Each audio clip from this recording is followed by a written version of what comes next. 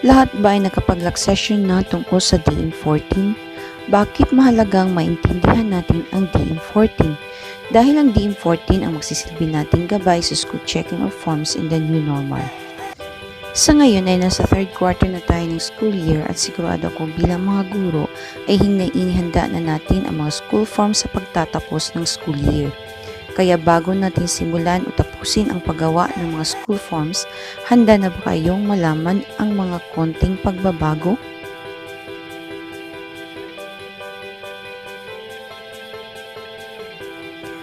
Bago ako magsisimula sa pagbabahagi, kung kayo po ay bago pa o nais nyo ng bagong update, pakiclick po ng subscribe at pakicomment po sa mga suggestion ninyo sa comment section.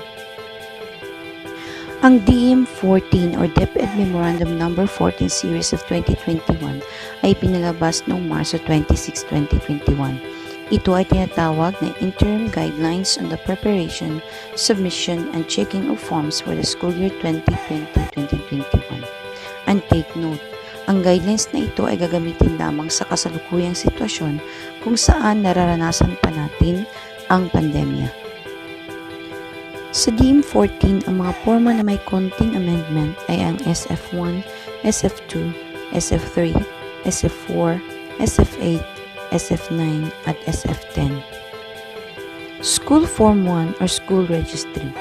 Age as of October 31, 2020 must be reflected.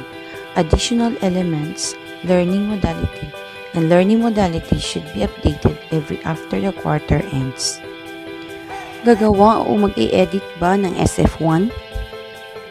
The adjustments made which will be posted in and can be accessed through the Learner Information System or LIS shall be incorporated in the school forms for school year 2020-2021 in all public and private schools, as well as state and local colleges and universities offering basic education. The regional or schools division offices and even schools are highly discouraged to introduce localized forms that only duplicate data in these nationally issued forms. School Form 2 or Daily Attendance. Additional elements, learning attendance conversion tool. Instead of reflecting how many days study, replace it with present. Teachers or advisors may choose an applicable LACT depending on the chosen learning modality. LACT should only be used in the third quarter and fourth quarter. Ano-ano ang mga LACT na pwedeng pagpilian?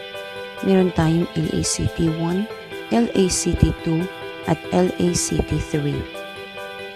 LACT 1 Description: Converting presence in online class as daily attendance for online classes with daily checking of attendance using whatever electronic or digital platform or applications. How to record in SF2. Actual recording of number of class days, present and absent. The learner shall be considered present even in the case where he or she was only able to enter the online learning platform for a few minutes due to internet connectivity issues, and as long as there is notification via text or chat from the learner, parent, or guardian. No any form of contact for the day means absent. Applicable distance learning modality will be online. LACT 2 Description: Converting communication efforts with learners and or parents into class day attendance as programmed in a weekly home learning plan. The frequency or contact or communication with a parent or guardian or even with a learner in whatever approach can be converted into class day attendance. Note that contact or communication efforts may vary depending on the distance learning modality and may include but not limited to electronic or digital communication, using of designated drop or picked up kiosk middlemen for printed modules, phone calls, text messaging, handheld CB radio, letter correspondence, or classes or meetings, and or physical appearance of parent or guardian and advisor within the parameter of the existing local or national health, safety, protocols of IATF for COVID-19. How to record in SF2. Assign class day equivalency for each contact effort by getting the total number of contact efforts over the allotted class days per week or month. To illustrate, in a week schedule of 6 class days in a modular learning approach, the equivalent class days for distribution is 3 and another 3 days for retrieval. This is to complete the 6 class day per week stipulated in Debit Order number 30 series of 2020. Therefore, the weekly schedule for both distribution and retrieval of modules may be counted as 2 contact efforts. Applicable distance learning modality, all distance learning modalities. LACT 3, converting the submission of outputs or modules of learners into class day attendance. How to record. Assign class day equivalency for the percentage of module per output submission by getting the number of outputs or modules. This is also applicable to printed modular or digital modular. To illustrate, the week schedule of 6 class days in a modular learning approach is a complete attendance 100%. The number of submitted modules and number of required modules for the week may vary. Example, weekly checking. Number of submitted modules is 6 modules. Number of required modules, 9 modules.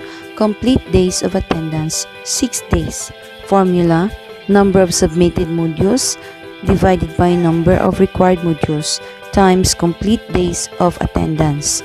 So, 6 divided by 9 is equals to 0.67 or 67% submission for the week.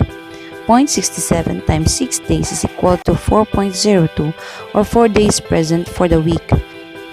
School Form 3 or books issued and returned. SF3 can be used in releasing books and modules. It can also be utilized in distribution and retrieval of learning modules. Replace the subject area with an appropriate reference code or with the title of the module being issued or distributed. School Form 4, Monthly Report of Learner Movement and Attendance, Consolidated Report of SF2. SF4 shall be submitted quarterly instead of monthly. Replace the column for dropout to NLPA or no longer participating in learning activities. When to reflect NLPA? NLPA is a status of learners whose parent or guardian or even the learner has failed to communicate or has not made any efforts to contact the class advisor for at least 7 consecutive weeks. This status is also appropriate for learners who have expressed desire to stop participation in any learning activity. If the learner is expressing desire to continue participating in learning activities after 7 consecutive weeks of non-participation, the school head may assess the situation and decide for the best interest of the learner. SF8 or Basic Health and Nutritional Profile. Parents or guardians may administer the actual measuring of weight and height or body mass index and submit a reading result to the class advisor.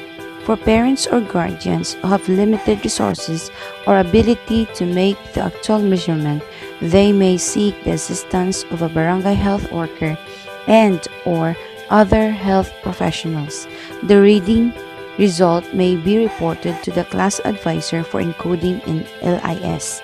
Updating of SF8 through the LIS facility is highly encouraged for elementary grade levels but not mandatory except for the learner recipient of any program promoting health and nutrition. Junior high school and senior high school are not required to accomplish SF8 and update BMI in LIS. School Form 9 or Progress Report. Indicate at the bottom part of each column the learning modality being adopted in each quarter. Please refer to the sample illustration in Annex 1.